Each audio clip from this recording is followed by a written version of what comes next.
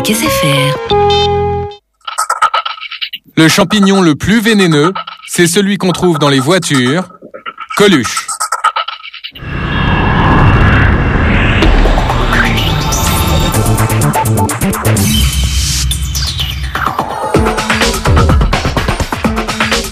Bonsoir, demain matin nous serons 15 millions à prendre le volant. 6 Français sur 10 utilisent leur voiture chaque jour pour aller travailler. Alors pour la plupart d'entre nous, impossible de s'en passer et pourtant la voiture nous coûte de plus en plus cher. Saviez-vous qu'on dépense autant pour notre voiture que pour nos courses d'alimentation? Entre le coût du crédit, l'assurance et le prix de l'essence qui a flambé, ça nous coûte chaque mois en moyenne 378 €. Et je ne parle pas des contraventions qui font augmenter la facture. Alors, qui en profite? Entre le bruit et la pollution, la voiture se la vire parfois au cauchemar. Y a-t-il d'autres solutions? Lesquelles? Combien coûtent-elles? Sommaire. Pour moi, c'est du vol. Pour moi, c'est du vol. Elle était venue récupérer sa voiture à la Fourrière. Mauvaise surprise, elle a été vendue aux enchères. Moi, de toute façon, je veux la récupérer. 2500 voitures sont enlevées chaque jour en France. Que se passe-t-il ensuite? Nous avons remonté la filière et ça fait parfois froid dans le dos.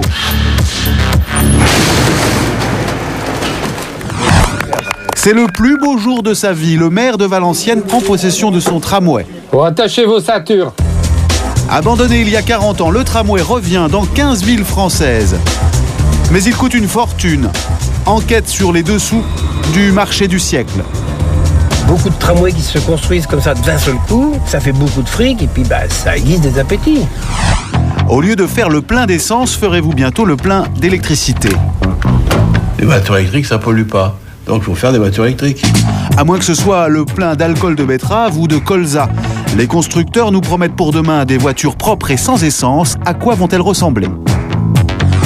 Cet automobiliste va perdre 3 points sur son permis. Il téléphonait au volant. Je dis, voilà, j'ai pas d'oreillette, je te rappelle.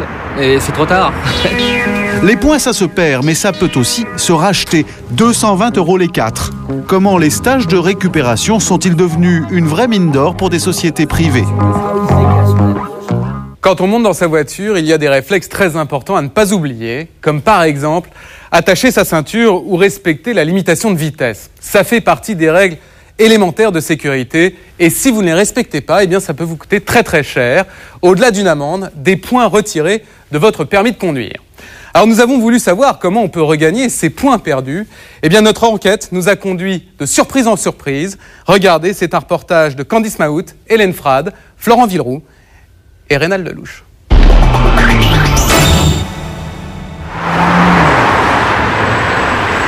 C'est nouveau. Pour contrôler la vitesse en plein cœur de Paris, les policiers ont mis au point un dispositif redoutable. D'un côté, les traditionnels policiers en uniforme qui vous arrêtent au carrefour. Et de l'autre, un de leurs collègues en civil posté quelques mètres en amont. C'est lui qui discrètement va signaler les infractions. Et c'est imparable. Portable main gauche.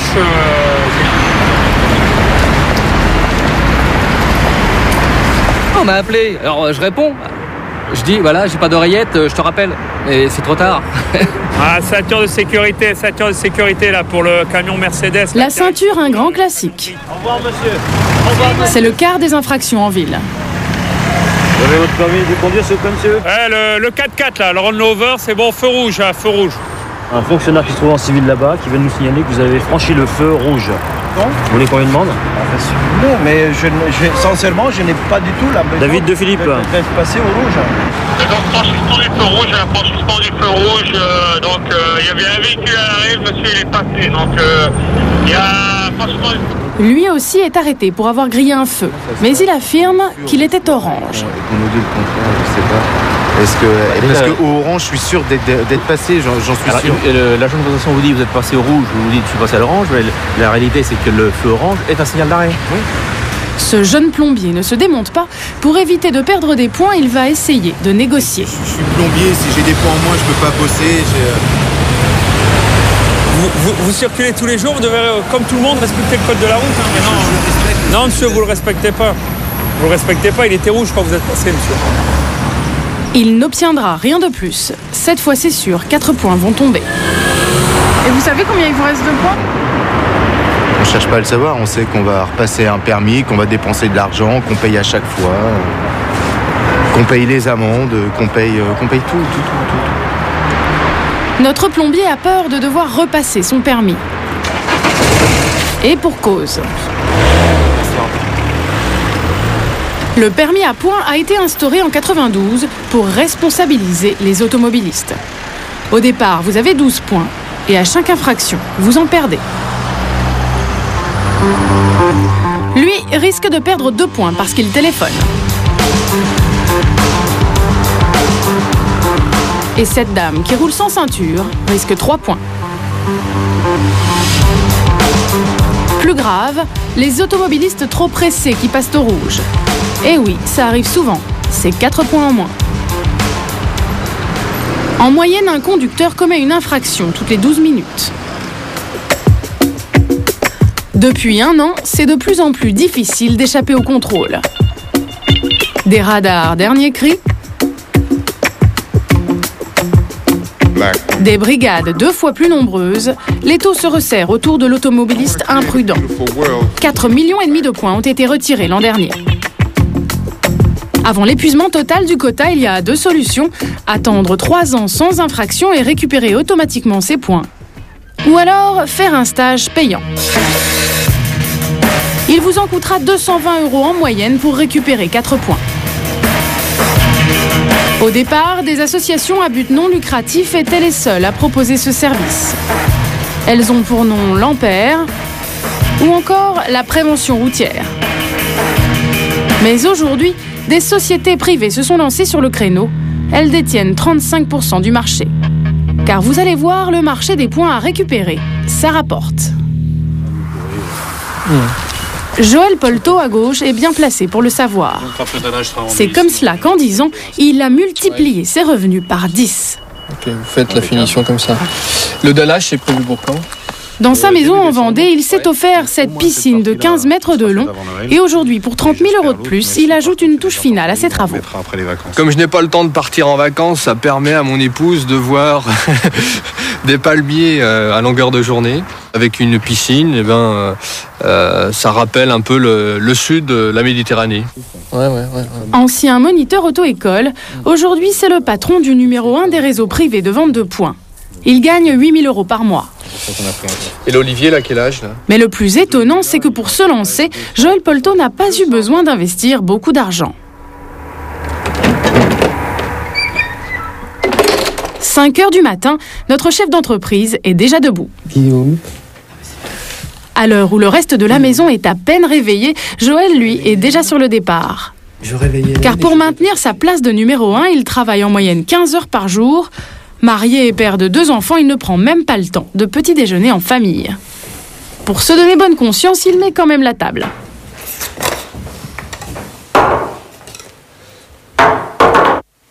Vous arrivez à voir un peu votre famille quand même ou pas ? Très peu. C'est le côté qui me plaît le moins. Ce sont des choses auxquelles je pense régulièrement, le fait que je ne suis pas suffisamment avec eux, mais je crois que j'ai fait un choix à un moment donné dans ma vie de consacrer du temps dans ma vie professionnelle. Au même moment, à quelques kilomètres de là, Philippe se prépare. Chef des ventes dans une importante société de quincaillerie, il est à la tête d'une équipe de 10 commerciaux. Philippe fait plus de 70 000 km par an et là, il a un petit problème. Il en est à son 4e excès de vitesse. Ah oui, voilà. Mais là, j'avais perdu 3 points en fait au blanc, sur la route de Châteauroux. Donc ça fait 4 points à Nantes en 99, 3 points ici en 2002. Ensuite, j'ai perdu 2 points, donc c'est ça, je suis à 3 après. 2 fois 2 points, je suis à 3. Là, il suffit que je refasse un petit excès de moins de 20 km/h, c'est 2 points de moins. Après, il ne me reste plus qu'un point. Et là, ça devient assez critique en fait. Oui, parce que pour vous, c'est un outil de travail, ce permis. Oui, c'est mon métier, ouais. Ouais. Sans permis, je ne peux pas exercer mon travail. Et dans ces cas-là, tout s'écroule en fait. Ça, il en est hors de question. Comme Philippe, plus de 5 millions de conducteurs ont absolument besoin de leur permis pour travailler. Quand Joël réalise cela il y a 5 ans, il flaire le bon filon. Voilà, le chef d'entreprise, à ce moment-là, il prend sa calculatrice Il connaît les chiffres, il sait qu'à peu près à l'année il y a 20 millions d'infractions. Donc ça représente, selon les études qui ont été faites, 50 000 à 100 000 personnes. Et vous multipliez ça par le coût du stage. Et ça peut être un bon rapport intéressant pour une entreprise. Et voilà comment les deux hommes vont se croiser. Aujourd'hui, exceptionnellement, Philippe ne va pas travailler. Il va faire un stage pour récupérer 4 points dans le centre de Joël. C'est votre centre alors, on se rend, Non du tout, c'est un hôtel quelconque et nous louons des salles dans les hôtels. Ah d'accord, ça suffit. Ça suffit amplement à partir du moment où on peut accueillir une vingtaine de personnes. C'est le gros avantage de son activité. Joël n'a pas besoin d'acheter de locaux. Vous faites rentrer les stagiaires, juste d'abord vérifier. Il organise ses stages partout en France. Hier, il était à Poitiers, ce matin, il est à La Rochelle. Ça se passe toujours dans une salle louée pour l'occasion. Dans cet hôtel, ça va lui coûter 300 € pour 2 jours. Ils sont tous Et il a présents, très peu de salariés à plein temps. Il se contente à chaque fois d'embaucher 2 animatrices au coup par coup. Aujourd'hui, à ses côtés, Christine, formatrice de moniteur en auto-école, et Léna, psychologue. Elles sont payées chacune 600 € pour ces 2 jours. Mais c'est elles qui vont faire tout le boulot. Joël, lui, se contente d'encaisser les chèques de 225 €. Pour Philippe, le stagiaire, c'est le moment le plus désagréable. Ça vous fait quoi de faire un chèque, là, de faire ce chèque, Philippe? Mais je suis habitué à faire des chèques en fait. Parce que entre les avocats, les amendes, c'est un petit commerce très lucratif ici, il paraît. Je ne connais pas la crise, ce genre de choses. Merci.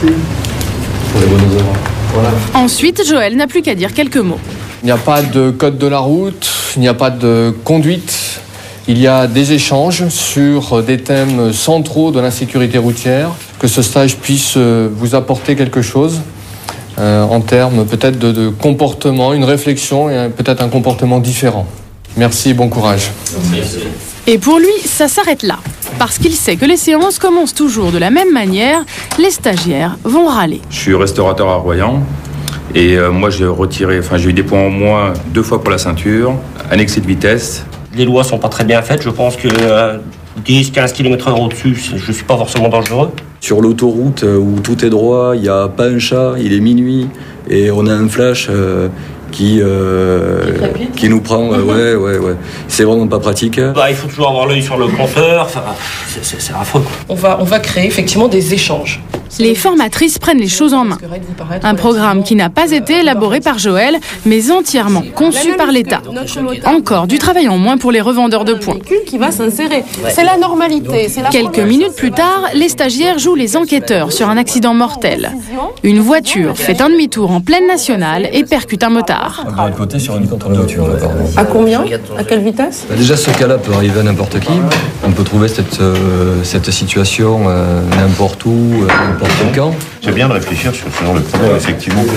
Ça, c'est un problème, moi je peux le faire demain. Pour avoir un demi-tour à faire, vous n'allez pas faire 3 km pour trouver un rond-point, vous faites demi-tour, c'est clair. Une fois tous les frais déduits, ces stages rapportent à Joël en moyenne 30 € par personne. Cette année, ce sont 100 000 € nets qui vont tomber dans sa poche. Allô ? Wilfried ? En fait, tout le travail de Joël, c'est d'aller dénicher les clients avant qu'ils n'aillent voir la concurrence. Je voudrais savoir comment s'est passée la journée. Aujourd'hui, là ? Oui. Alors l'année dernière, notre chef d'entreprise s'est autorisé une petite dépense. Et dans l'après-midi ? Alors ensuite, À l'autre bout du fil, Wilfried, son tout nouveau commercial qu'il a embauché pour faire sa publicité auprès des préfectures. Avec rendez-vous ensuite à 15h30 à Nîmes. Les préfectures que va inspecter Wilfried, ce sont des endroits stratégiques. C'est là où les automobilistes viennent chercher les coordonnées des revendeurs de points. Logiquement, je fais 3 sous-préfectures par jour et un rendez-vous ferme en préfecture. Donc, il faut crapahuter, entre guillemets. Normalement, les sociétés de récupération de points sont répertoriées sur une liste qu'il faut consulter sur place.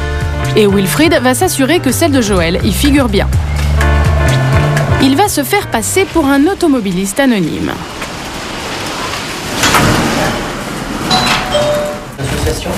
Bonjour monsieur. Bonjour, je voulais avoir la liste des organismes agréés pour les stages de récupération de points, s'il vous plaît. D'accord. Voilà. Ok, je vous remercie. Au revoir monsieur. On m'a donné la liste sans me poser plus de questions. Et en fait, sur cette liste, je m'aperçois qu'il y a certaines choses qui ne sont pas mentionnées, notamment notre site internet, qui ne figure pas sur la liste. Donc on a bien notre numéro vert qui est ici. Moi, ce qui me gêne un petit peu également, c'est qu'on n'est pas entre parenthèses numéro vert gratuit, appel gratuit. Mais il y a plus embêtant. Parmi les 7 centres sur la liste, la société de Joël arrive en dernière position. Un tel classement signifie 50% d'appels en moins. Pour Wilfried, c'est là que le travail commence. Direction la préfecture de Nîmes, car la liste pour le département est établie là-bas. Je vais effectivement essayer de faire remonter ActiRoute un petit peu plus dans cette liste, de façon à avoir plus de chances d'avoir d'appels téléphoniques et donc de travailler. En fait, la préfecture fait son classement comme elle l'entend, le plus souvent selon l'ancienneté, comme ici dans le Gard. Le nom de la société de Wilfried commence par la lettre A, alors il préférerait un classement par ordre alphabétique. C'est ce qu'il va tenter de négocier. C'est la chef du bureau de la circulation qui le reçoit. Elle n'est pas très causante. L'entretien ne s'annonce pas facile. Aujourd'hui, se positionne donc en tant qu'acteur de la sécurité routière. Nous ne serons pas autorisés à y assister. On se positionne en 3e position au niveau national. Alors, malgré un sourire de circonstance, pour cette fois, c'est raté. Donc l'ordre est établi d'une certaine manière qui est non négociable, c'est-à-dire que les 2 premiers organismes qui figurent dessus, qui ont un agrément plus ancien que le nôtre, voilà, et les organismes qui seront agréés ensuite viendront derrière nous. Donc d'ici quelques temps, nous serons dans une position finalement confortable. Wilfried est sous pression, car si la société ne remonte pas dans la liste, son activité risque fort de stagner.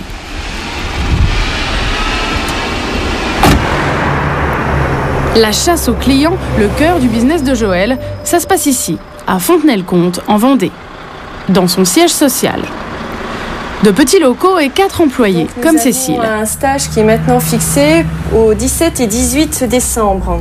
C'est ici que tous les conducteurs qui ont repéré le numéro de la société de Joël dans les préfectures vont appeler. Mais est-ce que vous voulez vous inscrire au stage? Ah oui, bien sûr. D'accord. Mais Cécile ne se contente pas d'attendre près du téléphone. Entre 2 coups de fil, avec Angélique, elle va chercher le client à la source. Dans ses mains, un listing qui vaut de l'or. Voilà, donc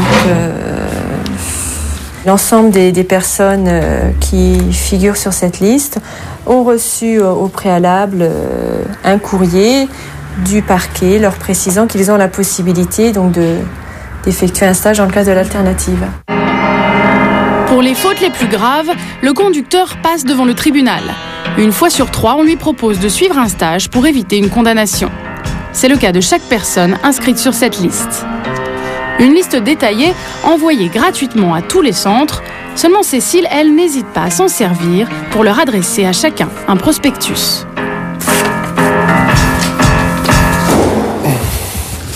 Mais notre chef d'entreprise voit encore plus loin. Cette fois, il va employer les grands moyens. Charline, voilà ton travail. Il a décidé de se lancer sur un créneau très porteur.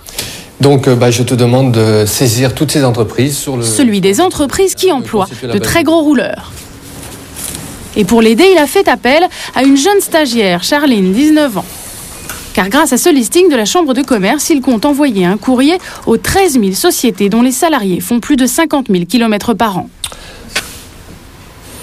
Mais ça n'aurait pas été plus simple de l'acheter directement sur disquette? Si, 100 fois plus simple, beaucoup plus rapide, mais c'est une histoire de coût. Les disquettes coûtent 4 000 €, le listing 2 000 € sur papier.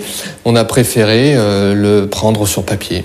Je vais te chronométrer sur les 10 premières. C'est pour moi, c'est pour mesurer le temps que tu vas mettre à saisir tout ce fichier, tout ce listing.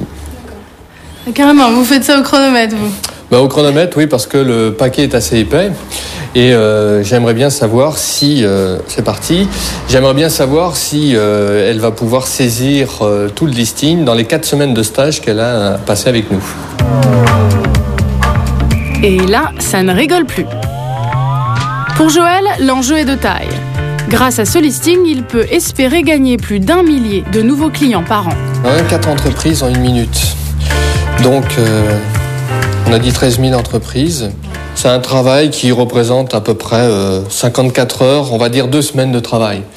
Elle est avec nous pendant 4 semaines, donc elle aura le temps de mettre ça sous enveloppe et de l'envoyer à la poste. Ah, en plus, elle aura le temps de faire en plus vos envois. Et en plus nos envois, oui. C'est une bonne affaire cette jeune fille pour vous, hein? Bah oui, c'est assez rentable puisqu'elle est en stage. Ça me vous coûte. La payez rien du tout. Je la paye rien. On verra si elle travaille bien. Il y aura peut-être une prime à l'octroi. Dans le business des points, pas de petites économies.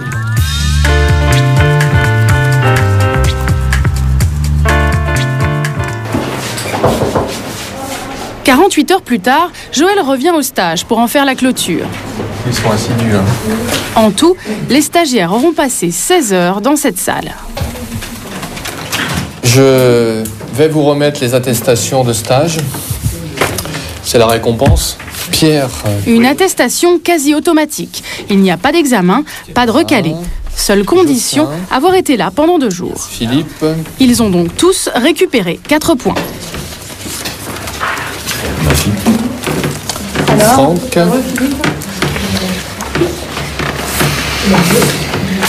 On peut dire heureux ou pas? Satisfait, on va dire.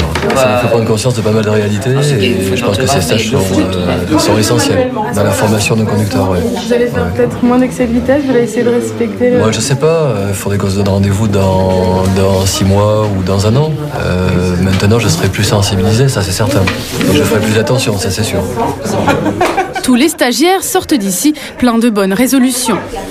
Seuls 8% récidivent au bout de 2 ans. Bon retour. Allez, bon retour, et là cette fois-ci. Hein. Bonne soirée. Ah oui. On fait attention. Bon retour. Quant à Joël, il pourra bientôt se faire construire une piscine olympique. D'après les prévisions du ministère des Transports, le nombre de stagiaires devrait carrément doubler l'an prochain. Alors il faut savoir que l'an dernier, 20 000 personnes se sont vues retirer leur permis. C'est 50% de plus qu'en 2002. Quand on n'a plus de voiture, il y a un moyen tout simple pour se déplacer. Ce sont les transports en commun. Et là, il y a une révolution qui est en train de se jouer en France. C'est le tramway. Il avait complètement disparu. Il est en train de faire son grand retour. Une quinzaine de villes en sont déjà équipées. Et la première à avoir franchi le pas, c'est Nantes. Bonsoir Jean-Marc Ayrault. Bonsoir. Vous êtes le député maire de Nantes. Vous avez donc, votre ville a donc lancé le tramway il y a plus de 20 ans. Vous n'avez plus de voiture, donc aujourd'hui J'ai une voiture et beaucoup de gens qui utilisent le tramway ont encore une voiture. Ouais. Et parfois ils ont un vélo et ils marchent aussi beaucoup à pied. Mais ce qui est sûr, c'est que si on ne fait rien, nos villes seront asphyxiées. Donc il faut changer cette culture du tout voiture et offrir des alternatives, en tout cas des compléments pour pouvoir se déplacer. Alors on va justement revenir avec vous tout à l'heure dans l'émission sur la façon dont on peut ou pas réduire la place de la voiture dans la ville. Mais d'abord je vous propose de regarder notre enquête sur le grand retour du tramway. Pourquoi toutes les grandes villes en veulent-elles? À chaque fois, ça coûte des centaines de millions d'euros aux contribuables. Est-ce toujours justifié? C'est une enquête de Gilles Delbos, Marc Saint-Sauve, Joël Hirschfeld et Olivier Lubsinski.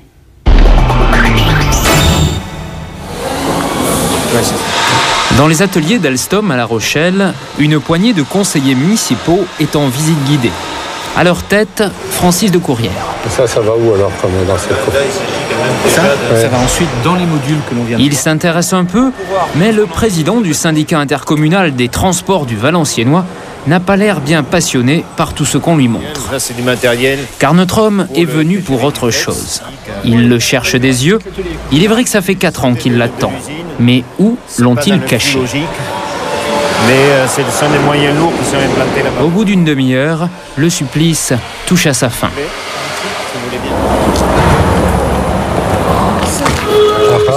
Je pense que ça doit être... On approche là. Enfin, il va le voir. Oh là là. Dépêchez-vous. Ah ouais. Venez vite.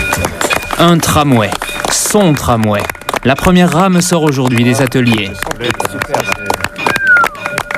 Il est beau, hein. Très très beau, hein. Très très très beau. Là on est ému là. Hein. Toute la presse locale est venue pour la naissance. Voilà votre bébé, président. Ah bah merci. Jules, il est où, Jules? Jules, il arrive. Alors, Jules. Jules, c'est Jules Chevalier, 84 ans, l'ennemi politique de toujours. Maire communiste d'une banlieue de Valenciennes. Alors, on va couper le fil. Regarde, qu'est-ce que t'en dis, Jules? Émouvant. Bah oui, je me doute. Hein? C'est beau, hein? Aujourd'hui, autour du tramway, c'est l'union sacrée, UDF, PC. On va dedans? Allez, moi, dis, je le montre. Merci. Un tram sur mesure, la forme et les couleurs ont été choisies par les élus. La réussite, c'est très lumineux, hein, parce que dans nos pays, on a besoin de ça, et vraiment, beau mariage de couleurs. Vous avez la couleur de l'exploitation à niveau. Et puis, arrive le grand moment, Francis passe aux manettes. Bon, attachez vos ceintures. Voilà. Un peu raide. Le président joue au tramino. On va tout droit, là? Ouais. On peut freiner, là, maintenant, non? Oui, vous pouvez commencer à freiner. C'est un rêve d'enfant, monsieur le courrier, de conduire. Ouais. Et aujourd'hui, ça n'est pas une blague, c'est même son anniversaire. Il a 68 ans. Pour un anniversaire, c'est un sacré cadeau. Étant jeune, pour mon anniversaire, on m'offrait un train électrique. Aujourd'hui, j'ai un tram électrique magnifique. Donc, je pense que je ne pouvais pas voir un plus beau cadeau d'anniversaire. Et un joujou comme ça coûte combien? Tout compris, 250 millions d'euros. 250 millions, une fortune. Ouais, ça fait cher du cadeau. Le tram, les maires adorent. Allez, Jules, conduis. Mais c'est hors de prix. Alors à ce tarif-là, tout le monde a le droit à son tour de manège. Une dizaine d'allers-retours sur la voie d'essai, en attendant la livraison prévue l'an prochain à Valenciennes. Bon, c'est une bonne chose. Ouais. Très bonne chose de fait. Valenciennes sera la 10e ville de France à s'être équipée en moins de 10 ans. Le club des villes à tramway ne cesse de grandir. Il enroule désormais partout, comme si les maires français avaient été pris d'une folie du rail. Ces dernières années, à chacun le sien. Bleu à Montpellier, blanc à Lyon, doré à Orléans. Une quinzaine de villes ont déjà craqué. Et cet engouement a coûté de véritables fortunes. Le tramway mérite-t-il vraiment tous les milliards qu'on y a engloutis ces dernières années? Ah, le tramway.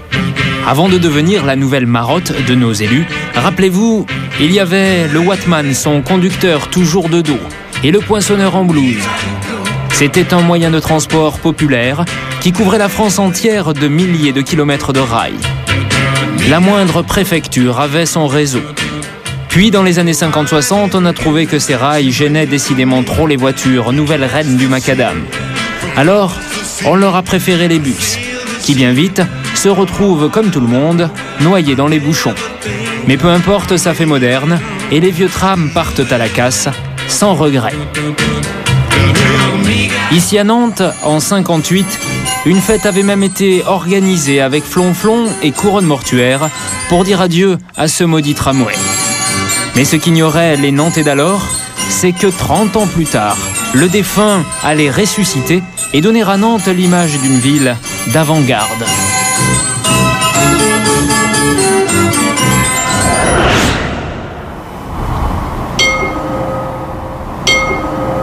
« 7h du matin, dépôt de la Trocardière en banlieue de Nantes. Toutes les 4 minutes, une rame s'élance pour desservir la ligne de tram la plus chargée de France, celle qui traverse la ville pour aller à l'université. Aux commandes, Jean-Yves Chenu. Avant, il conduisait des bus. Pour piloter, désormais, 2 doigts lui suffisent.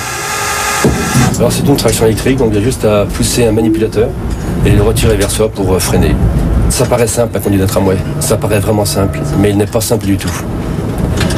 Ça demande beaucoup de vigilance, beaucoup d'attention, beaucoup d'anticipation. Vigilant, car même à 30 à l'heure, impossible de piler. Le tramway a besoin de 40 mètres pour s'arrêter. Pas moyen d'éviter un obstacle, il faut donc tout anticiper, surtout les piétons inconscients. Vous voyez là? Qu'est-ce qui se passait? Une jeune fille qui traverse devant le tramway en station. Voilà, c'est fréquent. Petit coup au cœur à chaque fois. Voilà. En centre-ville, le tram passe au milieu des rues et des carrefours. Malgré cela, on ne déplore un accident mortel en moyenne que tous les 4 ans. Jean, tramino expérimenté, gagne 1600 € par mois, pas plus qu'un chauffeur de bus. Il est 7h30, L'heure de pointe approche. Son tram va se remplir d'étudiants qui vont à la fac. Comme chaque jour, 100 000 personnes empruntent la ligne 2. La rame est pleine à craquer, comme d'habitude. Oui. C'est toujours comme ça? Oui, régulièrement. Enfin, ce soir-là, le matin, oui. Là, il peut y avoir jusqu'à 300 personnes. Si le tram a tant de succès, c'est qu'il a sa propre voie de circulation et qu'il est prioritaire. Les voitures, là, elles font c'est le bouchon, là. Pour les voitures, oui. Donc moi, c'est un avantage. Vous passez? Je passe. Ah oui, donc on comprend l'intérêt du tramway, ouais. Là, oui. Même les automobilistes l'ont bien compris. Le tram peut les délivrer des bouchons. Tout au long de ces lignes, d'immenses parkings sont réservés aux automobilistes, gratuits pour ceux qui ont un ticket de tramway. Bonjour. Qu'est-ce que vous venez faire, garer ici? Pardon? Pourquoi vous garez ici? Pourquoi je me gare ici? Pour aller prendre le tram. Moi j'ai une demi-heure pour aller jusqu'à l'université, donc c'est vrai que le tram c'est bien plus sympa. Et si vous tentiez le coup en voiture? 3 quarts d'heure facile. Voilà. Après 19 ans d'existence, le tramway nantais a donc séduit tout le monde. Mais attention, le pari peut aussi être très dangereux pour un maire. Ce voyageur en sait quelque chose. Alain Chénard a été maire de Nantes de 77 à 83. C'est lui qui a eu l'idée de faire revenir le tramway dans sa ville 20 ans après qu'on l'en avait chassé. Il y a gagné un surnom et le respect de tous les tramillos. Comment ça va, jeune homme? Ça va bien? Oui, ça va. Bonjour. C'est le papa du tramway. Ah ouais? On peut dire que le tram à Nantes, c'est une réussite. Hein? Vous n'allez pas dire le contraire. Je vous écoute. En 77, quand il est élu, il hérite d'une ville à l'américaine, étouffée par des autoroutes qui la traversent. Que faire pour y relancer les transports en commun? Un métro, c'est trop cher, seule solution, ressusciter le tram. Tous les camions traversaient la ville, les camions passaient en ville. Ça polluait terriblement, il y avait des embouteillages, aux heures de pointe, ça roulait plus, la ville était complètement paralysée. Le quai de la Fosse était un point noir. En y rajoutant le tramway, les automobilistes nous ont dit, mais vous êtes fous. Parce que non seulement on n'a pas assez de circulation, mais là maintenant, vous allez nous en prendre une partie, donc on ne roulera plus. Ça a été un des aspects du combat qui a été mené contre le tramway à cette époque-là. Un tram qui va lui coûter son poste car les travaux s'éternisent, paralysent la ville et les municipales arrivent bien avant la première rame.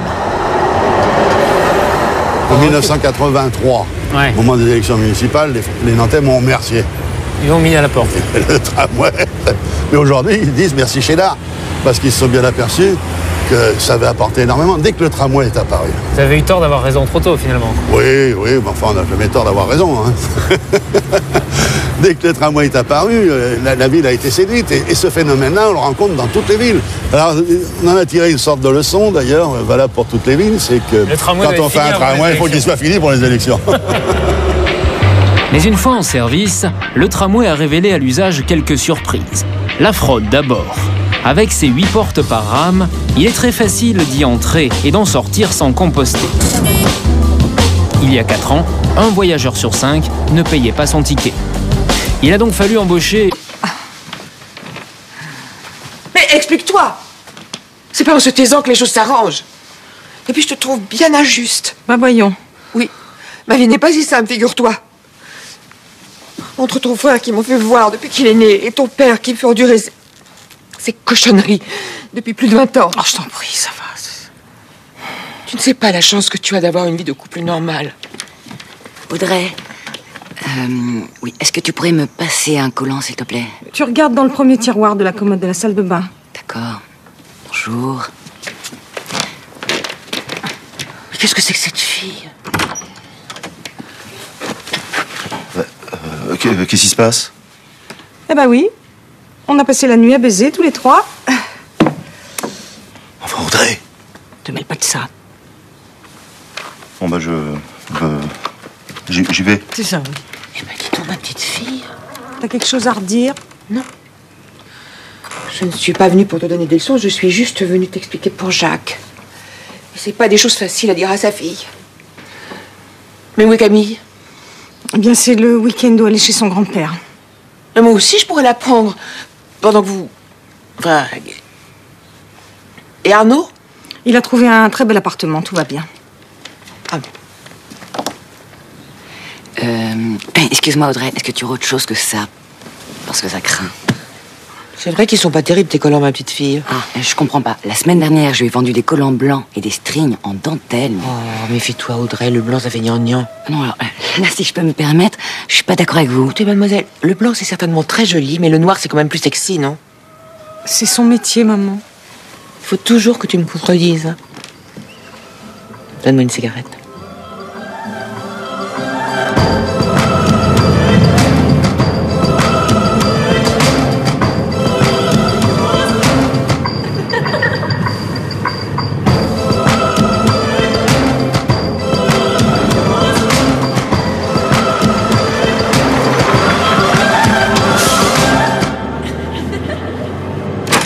Tu veux que je vienne ce soir?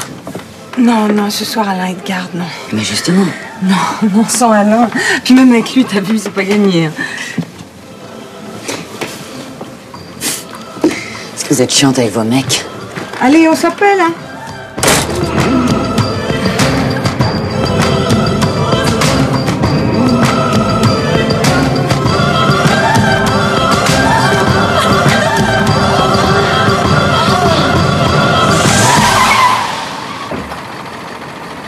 Non, mais tu vois, tout ça, c'est génial, hein. Ça, c'est sûr. Je te remercie parce que c'est grâce à toi, hein. Je te dérange pas, en fait. Non, mais je me demande, franchement, si on n'est pas allé un peu trop loin, quoi. Non. Bon, tu sais, mais je suis pas un mec jaloux, hein, mais... Tiens, l'autre fois, au sex shop, tu l'aurais vu faire avec les mateurs. Et puis hier, on passe une soirée avec une nana. Bon, elle l'invite à prendre un verre à la maison. Bon, la fille, il se fait tard, elle décide de rester chez nous. Bah, je te jure que si j'avais pas mis le haut là, je sais pas comment ça serait terminé, cette histoire. Puis alors, plein de trucs bizarres, je sais pas, je la reconnais plus. Alors tu vas peut-être me trouver con, hein, mais... Je me demande si son point de déprime, il est pas passé un peu trop vite en D.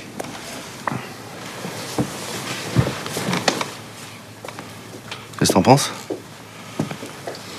Dis-moi. Claude, qu'est-ce que t'as? Non mais rien. Si, qu'est-ce qu'il y a? Qu'est-ce que j'ai dit? C'est grave, c'est ça, hein? Non, c'est pas toi, non, c'est Viviane. Qu'est-ce qu'il y a avec Viviane? Bah, fais rien. Ça fait 10 ans qu'elle veut plus rien faire avec moi. Ah bah non, c'est pas grave, ça va s'arranger, vieux. Tiens, regarde-moi avec Audrey. Ah ouais, mais toi, c'est pas pareil. Ma Viviane, elle m'aime pas.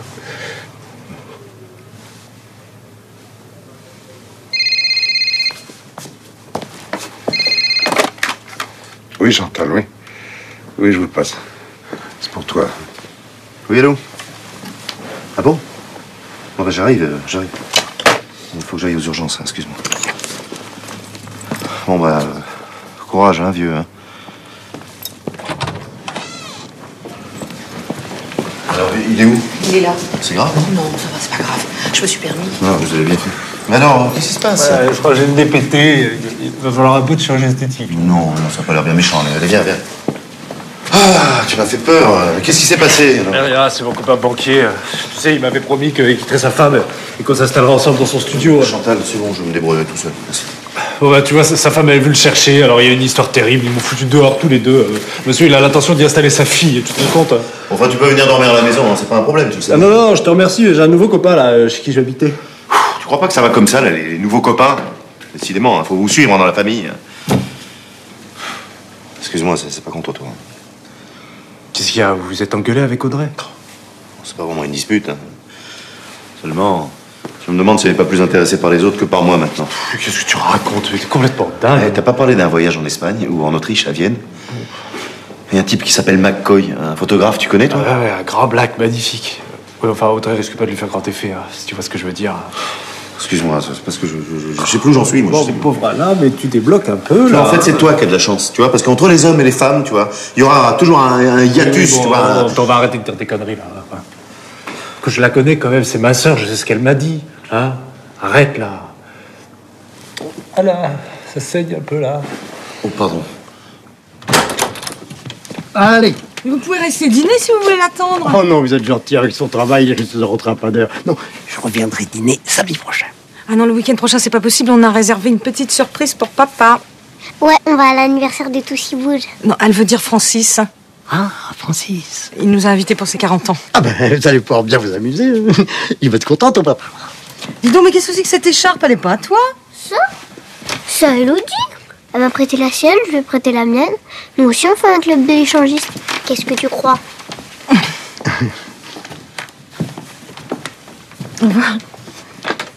Bon, et puis t'inquiète pas pour moi, je suis pas à la rue. Pense à toi plutôt. Hein, à vous. Et moi, je suis tellement heureux pour vous, si tu savais. Et en fait, ton copain, il habite où alors? Il a un superbe loft, dans le 11e. Bon. Allez, salut. Ouais, bien, je m'éclate un peu, hein. Bon, tout va bien, hein, t'es sûr? J'embrasse Camille. Ouais. Et tu dirais à Audrey pour l'instant.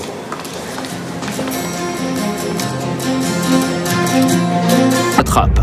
Toutes les villes sont abandonnées au milieu de leur chantier. Toutes, sauf une, Valenciennes. Et vous, ça vous a pas concerné ce désengagement de l'État? Nous, on a eu un peu de chance, on est passé à 48 heures près. Mais on savait que l'État était prêt justement à arrêter ses financements, donc on a travaillé... Comment vous saviez? On savait que l'État allait arrêter... Vous connaissez du monde au gouvernement? Comment? Vous connaissez du monde au gouvernement? Je regarde la télé comme vous, donc je vois passer les ministres à la télé. Bon, Jean-Louis Borloo au gouvernement, ça aide pas Ça aide pas, ça aide un peu. Valenciennes obtiendra donc in extremis l'aide de l'État. Et ce, malgré cette étude préalable réalisée pour la ville, qui concluait: en tant que projet de transport, le recours au tramway n'est pas justifié pour le Valenciennois. La ville est trop petite, l'agglomération pas assez dense et la fréquentation attendue ne justifie pas un tram à 250 millions. Peu importe, Valenciennes cherche surtout une recette miracle pour enfin changer son image. L'image du Valenciennois d'il y a 15 ans, qui avait les records de chômage, d'alcoolisme et tout, on est en train complètement de la casser. Partout, on verra ce tram, on saura que c'est le tram de Valenciennes, un tram moderne, à l'image de cette agglomération qu'on souhaite être la plus moderne possible, partant de où elle était partie il y a 15 ans. À la prestigieuse université de Paris-la Sorbonne, dans un tout petit bureau, un très sérieux professeur, Michel Carmona, s'est penché avec beaucoup d'humour sur les dessous de cette mode du tramway. Là, on est devant une sorte de religion tout d'un coup. Les gens se mettent à genoux et disent « Saint Tramway, venez à notre secours ». Alors, venez à notre secours, pourquoi? Alors, c'est devenu un instrument électoral. Je crois que c'est la première des choses qu'il faut dire. On voit des maires qui font toute leur stratégie sur un mandat entier, sur « je vais faire un tramway » et on dépense beaucoup, beaucoup trop cher par rapport à ce qu'on pourrait faire avec la même quantité d'argent je répète, par exemple, en prenant des autobus et en faisant des larges couloirs pour leur permettre de circuler rapidement. Ça rend des services immédiats à des centaines de milliers de gens. Des trams qui reviennent très cher, peut-être même trop cher. Vous allez voir comment, avec ces rails tant désirés, certaines entreprises tentent de gonfler les factures payées par les villes. Ce jour-là, à la rédaction de Capital, nous avions rendez-vous avec un petit monsieur et ses 2 grosses valises. Au téléphone, il nous avait promis des révélations de poids. Robert Riblet connaît bien les dessous du tramway. Il en a même fait sa spécialité industrielle. Sa PME de 10 salariés recycle des pneus pour en faire des tapis et des blocs qui sont collés au rail. En réalité, voilà, un exemplaire. Ça, c'est un rail. Bon, c'est un... Une coupe de rail. C'est coupon de rail. Voilà, un coupon de rail. Donc, voilà les blocs, comment ça se présente. Donc, c'est un bloc qui est assez compact. Hein. Tout ça, c'est du pneu recyclé. C'est du caoutchouc recyclé. C'est ce que je fabriquais dans mon usine. Et ensuite, voilà, vous avez les blocs qui viennent de chaque côté. Alors, vous avez le bloc qui vient ici. Des blocs caoutchouc qui permettent d'amortir les vibrations au passage du tramway. Donc, j'imagine ce produit qui a toutes les certifications. Ces 10 dernières années, avec tous les tramways qui se sont construits en France, vous avez dû en vendre des millions. J'ai commencé. Jusqu'au jour où j'ai pas accepté de rentrer dans leur rang. Ce qu'il dénonce, c'est un système de surfacturation. Ces blocs, il les vend normalement 160 francs le mètre, mais pour les placer sur les tramways français, on lui explique qu'il lui faut passer par de très grosses sociétés qui posent les voies ferrées. On m'a expliqué, monsieur Riblet, votre produit il est bien, il nous plaît, il plaît à tout le monde, il plaît, vous l'avez déjà installé, il est performant. Par contre, il y a une règle à suivre dans le ferroviaire, c'est que maintenant, il faut qu'on mette ensemble en place un système de fausses factures. Alors, je vais expliquer comment ça se passe. vous allez monter le prix de votre produit, et nous, on va vous facturer des finitions qui n'existent pas, des finitions fictives. Donc, comme ça, on vous fait une facture. Voici la note confidentielle qui met en place le principe de cette surfacturation. Il est précisé, cet accord devra rester confidentiel. Ces poseurs de voix lui achètent les blocs 190 au lieu de 160 francs. Et n'allez pas croire que Riblet empoche la différence, non. Ces 30 francs, il lui est demandé de les leur reverser, car il prétend avoir des frais de finition sur son produit. Bref, ça sent l'arnaque. Ça veut dire quoi concrètement? Ça, fausse facture. C'est-à-dire? Mais je suis en train de vous expliquer que ce bloc, il arrive fini sur le chantier. Achetez une palette de carottes plates. Quand elle vous est livrée, le carotte plate est fini. Donc, vous n'allez pas refacturer à votre fournisseur 30 francs pour finir le carotte plate. Vous, c'est pareil. Nous, c'est pareil. On arrive avec un produit fini. Nous avons contacté les poseurs de voix concernés. D'après eux, ce type de produit en pneu n'est pas un produit fini. Avant d'être collé, il doit être redécoupé. Alors, qui croire ? Coup de chance, sur le chantier de Valenciennes, justement, l'ingénieur était en train de faire poser le même genre de bloc. Et ça, c'est du caoutchouc, en fait. Hein, c'est à base de pneus. C'est du pneu recyclé, ça. Ah. C'est des pneus qui sont recyclés. C'est du pneu recyclé. C'est du pneu recyclé. Ouais. Ils récupèrent les pneus, ils transforment, et puis ils livrent le produit fini, quoi. C'est un produit fini, ouais, c'est ça. C'est... Ah, terminé, ils le livrent comme ça, quoi. Il n'y a pas le bidouillé sur le terrain. Ah non, il y a le collé. Alors, monsieur l'ingénieur, vous êtes bien sûr, hein ? Aucune finition. C'est du pneu recyclé, tout ça aussi. Oh, c'est marrant, et c'est vraiment un produit fini qui vient se mettre. Ah oui, il arrive, il est étudié pour, il a la forme pour, et puis il arrive tout fait, quoi. Voilà. Pour confirmer ces accusations, Robert Riblet dispose aussi d'attestations de la RATP et des tramways belges. Son produit ne demande aucune finition. Cet accord lui imposait donc bien de mettre en place un système de fausse facture qui permet à certains poseurs de voix de gonfler le prix des rails et aussi d'alimenter une caisse noire. Pour convaincre Robert Riblet d'entrer dans ce jeu, ils lui font miroiter des contrats sur tous les tramways. Strasbourg, Bordeaux, Orléans, Valenciennes, Nantes ou Lyon, jusqu'à 33 millions de francs, de quoi quadrupler son chiffre d'affaires. 33 480 000 francs. On vous fait miroiter 33 millions de francs de chiffre d'affaires pour une petite boîte comme la nôtre. 33 millions de chiffre d'affaires. Imaginez ce que ça représente d'un seul coup. 33 millions de francs, puisque à l'époque c'était en francs. Vous vous endettez pour sortir le produit, etc., vous investissez. Et une fois que vous avez terminé vos investissements, que vous êtes investi, que la banque vous a fait confiance, etc., qu'elle vous a suivi, au dernier moment, juste avant de signer la commande ferme, on vous dit, monsieur, c'est comme ça. Attendez, vous êtes pris à la gorge, vous faites quoi? Ou vous mettez une balle dans la tête, vous fermez votre boîte, ou alors vous acceptez.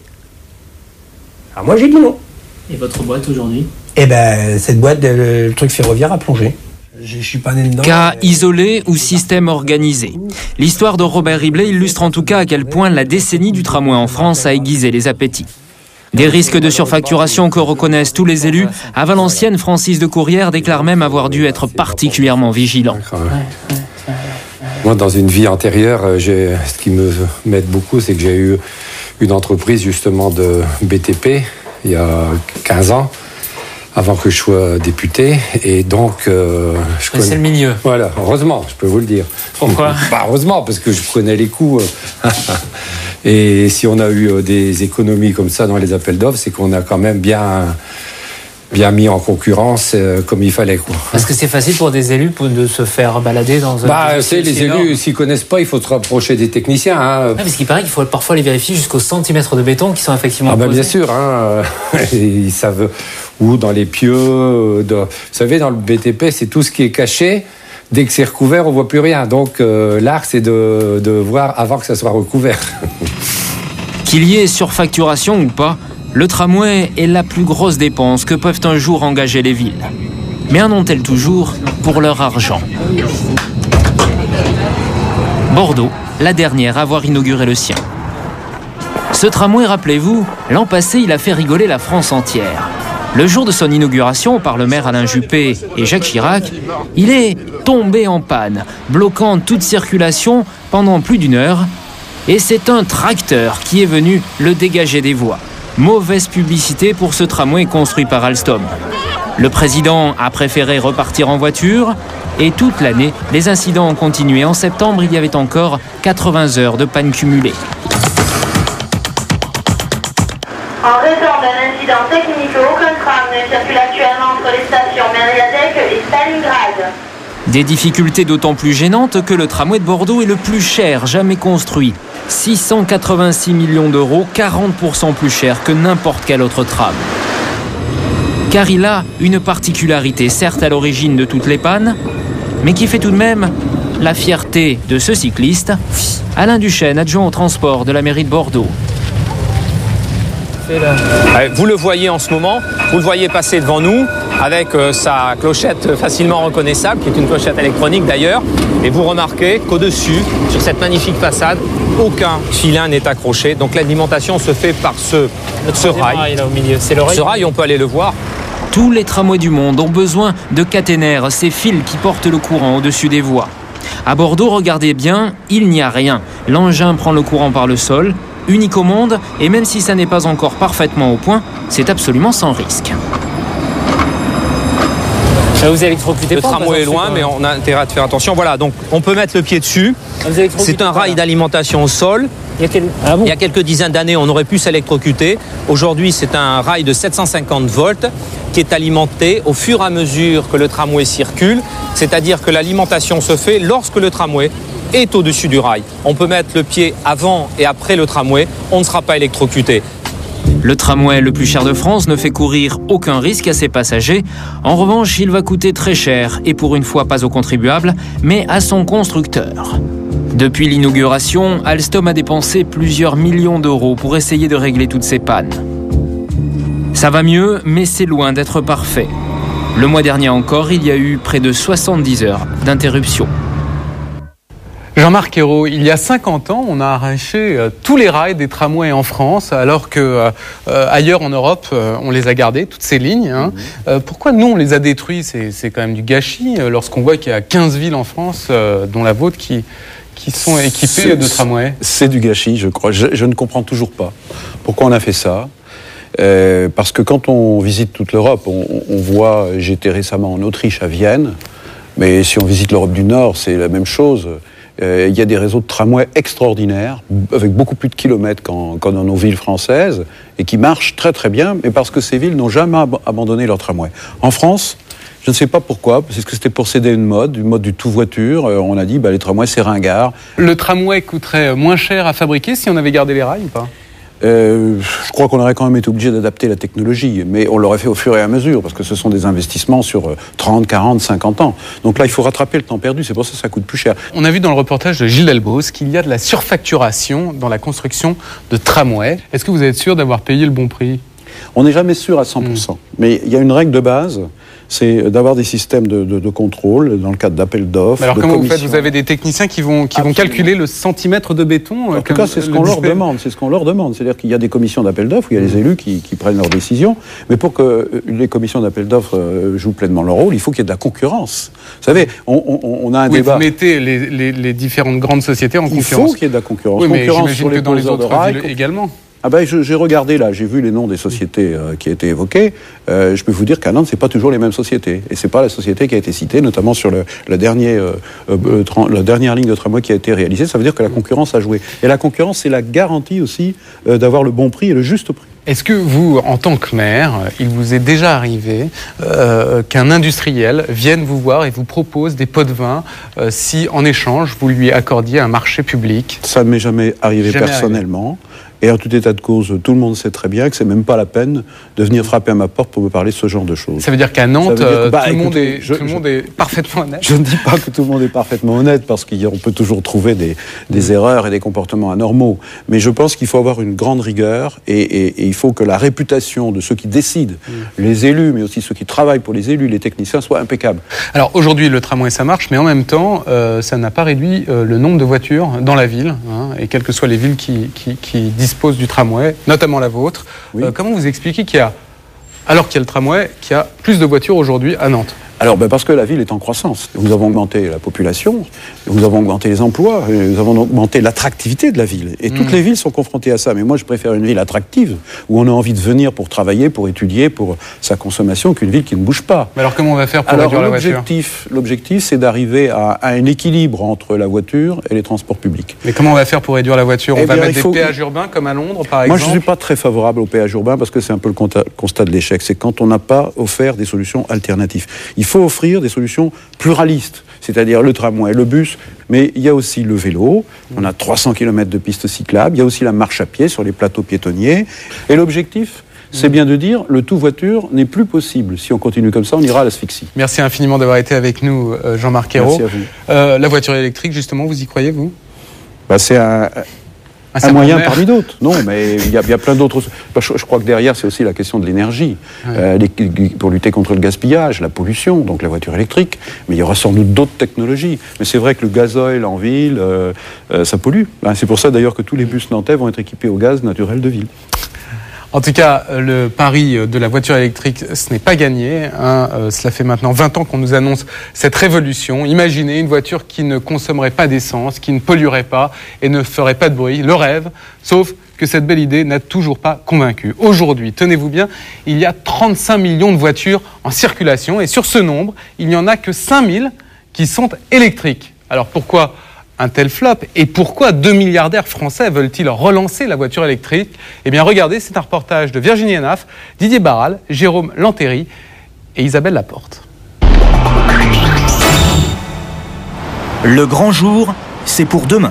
Cet hôtel particulier appartient à l'une des familles les plus riches de France. Elle vous a dit une demi-heure. Et dans son bureau, notre homme est un peu nerveux. En pleine, Dans l'entreprise familiale, d'habitude, on est plutôt porté sur les avions. Mais ce soir, c'est de toute autre chose dont on va parler. Ok. Il est 6 heures. Son rendez-vous important arrive. Dans la famille Dassault, voici le père, Serge Dassault. Monsieur le sénateur. Et lui, c'est son fils, Laurent. Ça va? Je vais te montrer les planches de demain matin. Depuis 6 ans, les Dassault, père et fils, travaillent sur un projet qui, pense-t-il, sera la nouvelle poule aux œufs d'or, une voiture électrique. Et si le papa a l'air décontracté, le fils, lui, est toujours tendu. À l'Assemblée nationale. Il n'y a pas de signature. Demain matin, il va rencontrer un groupe de fonctionnaires pour leur demander des subventions. Soutiens le projet. Mais je voulais savoir si tu voulais rajouter quelque chose aussi. Mais le papa est du genre taquin. Tu n'es pas là, mais nous on sera là. Je présente la voiture. Donc on parle des performances que tu connais, ça va pas changer. Pourquoi 150 ou 200, 150? C'est là, non, c'est dans le tableau là. Pourquoi me dis là? Parce que ça dépend si tu es en cycle urbain ou si tu es en cycle. Tu vois? Exactement. C'est connerie ça. Ah, ça. Tout dépend, chacun conduit à sa façon. Ouais, mais rien. Alors ça c'est très important, parce que c'est le programme de développement. Si on réussit, on a une série de 10 000 voitures en étant pessimiste. Par mois? Minimum. Non. Il y a un paquet de voitures comme ça, on est les seuls. Quand on voit et que la pollution augmente, grave. D'ailleurs, tout le monde s'en fout, apparemment bon. Et que on ne fait rien contre. Et que tout d'un coup, on dit on supprime la circulation dans les rues. Voilà. Où on a le droit de prendre sa voiture un jour sur deux. C'est pas agréable. Pourquoi? Parce que la voiture pollue. Les voitures électriques, ça pollue pas. Donc il faut faire des voitures électriques. Le raisonnement est simple et il a de quoi séduire. Fini les vilaines fumées polluantes et l'augmentation des maladies respiratoires. Vive la voiture électrique. Seulement l'idée ne date pas d'hier. Cette publicité date de 1996. Un jour peut-être, l'homme vivra en parfaite harmonie avec la nature.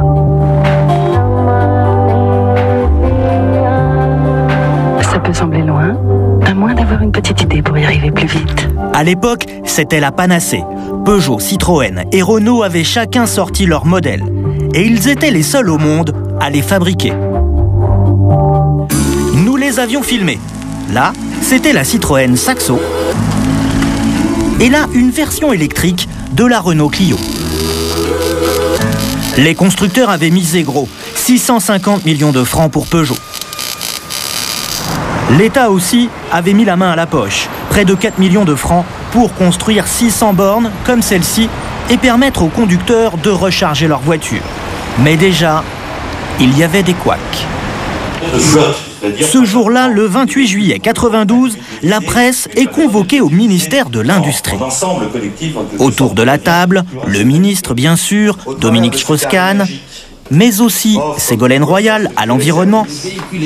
À leur côté, Louis Schweitzer, PDG de Renault, et Jacques Calvet, celui de PSA. Pour lutter contre la pollution, les constructeurs acceptaient de sortir des voitures électriques. En échange, l'État promettait d'en acheter 100 000. Mais 5 ans plus tard, le soufflet est retombé. L'État en a acheté à peine 10 fois moins. Où sont passées les 100 000 voitures promises ? Pour le comprendre, nous avions rencontré 2 responsables du ministère de l'Équipement. Laissez-moi oublier cet engagement d'un communiqué de presse un peu précipité en 1994. C'est dans l'accord cadre quand même, non ? Voilà. Non, c'est pas dans l'accord cadre. L'accord cadre ne citait pas de chiffres de façon si précise que cela. Et pourtant, dans l'accord cadre, le chiffre était écrit noir sur blanc. Alors pourquoi l'État n'a-t-il pas tenu ses promesses ? En toute matière, il y a un décalage entre le discours d'intention et les actes. Et alors, il n'est pas anormal qu'à un certain moment, on dise « on va le faire » et qu'ensuite, il fasse du temps pour le faire. 7 ans plus tard, palais de l'Élysée, à l'arrivée du Conseil des ministres. À première vue, pas beaucoup de voitures électriques. On a beau en chercher, on n'en trouve aucune dans la cour. Alors, nous avons posé la question au ministre de l'Environnement, Serge Lepelletier. Monsieur le ministre, bonjour, Virginie Neuf, Capital. Je fais un sujet sur les voitures électriques et les voitures propres. Je voulais savoir, votre voiture de fonction, elle est électrique ? Alors, ma voiture de fonction, elle est celle des voitures de fonction des ministres, c'est-à-dire une Renault ou une Peugeot, c'est comme ça, mais dans ma vie, là-bas... Bon, alors, monsieur le ministre, la voiture électrique, ça n'a pas vraiment marché ? C'est vrai qu'il y a eu une difficulté en développement en général. Il y a eu une seule raison, c'est l'autonomie. C'est qu'aujourd'hui, avec une voiture électrique aujourd'hui, on peut difficilement faire plus de 50 ou 60 km. Donc ça pose de véritables problèmes. 60 km, c'est vrai, ça ne fait pas beaucoup. Il faut dire que la voiture électrique avait 3 gros inconvénients. D'abord, il fallait souvent la recharger. Tous les soirs, en rentrant chez eux, voilà le geste que les utilisateurs devaient faire. En plus, il fallait attendre 6 heures pour faire le plein. Et puis, elle n'allait pas très vite, 90 km/h en vitesse de pointe. Enfin, elle était 2 fois plus chère qu'un modèle essence. Alors, que reste-t-il du rêve de la voiture propre ? La Rochelle, dans ses rues tranquilles, circulent de drôles de petites voitures rouges. Il y en a 50. Elles sont à la libre disposition des habitants, bien rangées dans les 7 parkings de la ville, devant leurs bornes de rechargement. Pour les ouvrir, c'est facile, il suffit d'une carte magnétique. Christophe Guéna est restaurateur. Pour lui, c'est l'heure des courses. Vous travaillez à côté ? Il n'y a pas assez de jus. Il y a pas pour ce que je peux faire, non. Seulement, il y a un petit problème. Vous allez où, là ? Périgny. Mais j'ai tout un tour à faire. Oui, parce qu'il y a une déviation. En ce moment, il y a des travaux. Donc là, il y a 40% d'énergie. On sait qu'il a fait froid. La batterie va se décharger peut-être un petit peu plus vite. Il y a des gens qui ont dû tirer sur le chauffage et tout. Donc 40%, ça risque d'être un peu juste pour moi. Donc, faut que je cherche. Vous avez l'embarras du choix ? Oui, il y en a 2. Faut regarder les petites veilleuses derrière. Quand c'est vert, c'est bon. Quand c'est pas vert, c'est très bon. Ce service lui coûte 150 € par mois pour 50 heures d'utilisation. Vous utilisez ce service souvent ? Tous les jours. C'est bien tous les jours, non ? C'est régulier. Vous n'avez pas de voiture, vous ? Non, parce que j'habite dans la rue derrière et je travaille ici. Donc, j'ai pas besoin de voiture. Le maire de l'époque voulait donner le goût de la voiture électrique aux habitants. Mais avec tous ces inconvénients, les constructeurs n'en fabriquent plus. Aujourd'hui, il n'y en a que 5000 qui circulent en France. Alors, fini la voiture propre ? Pas si sûr. Les scientifiques de tous les pays cherchent une solution de remplacement. Demain, nos voitures circuleront peut-être avec de la betterave ou du colza. Ou encore plus fou, à l'énergie solaire.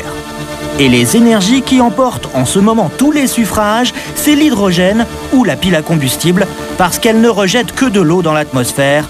Mais ça, c'est pour demain. Aujourd'hui, un constructeur avant les autres commercialise une voiture qui marche à l'électricité et surtout qui se vend. Mais celui-là n'est pas français, voici la bête, nom Toyota, prénom Prius. Ça marche, il s'en est déjà vendu 250 000 dans le monde. Je peux vous renseigner? Oui, je suis intéressé par cette voiture et je voudrais voir un peu m'expliquer. En France, ça commence tout juste. François Léger, ce matin, voit son premier client. Oui, volontiers. Tenez, il est dehors, je vais vous le présenter. Venez avec moi. La particularité de cette voiture, c'est qu'elle a 2 moteurs. À gauche, un à essence, dit thermique. À droite, le second électrique. Installez-vous si vous voulez, prenez place. En fait, le véhicule va démarrer au départ en électrique, avec le moteur électrique. Ouais. Et après, dès que la voiture aura besoin de plus de puissance, c'est le moteur thermique qui va se mettre en route. La conduite est facile, silencieuse, et regardez bien les flèches. La jaune, on roule électrique. La rose, on roule essence. Et quand c'est vert, on recharge la batterie. Mais pour l'acheteur, tout ça reste un peu compliqué. Le boulevard de l'hôpital. Ça sert à rien, ce truc-là. Ça sert à s'informer par rapport à... Oui, s'il y a un problème, est-ce que c'est indiqué là-dessus? Par exemple, si j'ai ma batterie qui est foirée, est-ce qu'on le voit? Ça va être indiqué là-dessus. Ça sert à quelque chose, je veux dire. En fait, le moteur fonctionne principalement à l'essence, car l'autonomie de la batterie n'est que de 2 km. À l'arrivée, c'est économique, elle consomme 30% de moins qu'une voiture équivalente. Bon, je rentre comme ça. Ouais, allez-y. Mais il faut pouvoir se la payer. 28 500 €, Toyota a misé sur le haut de gamme.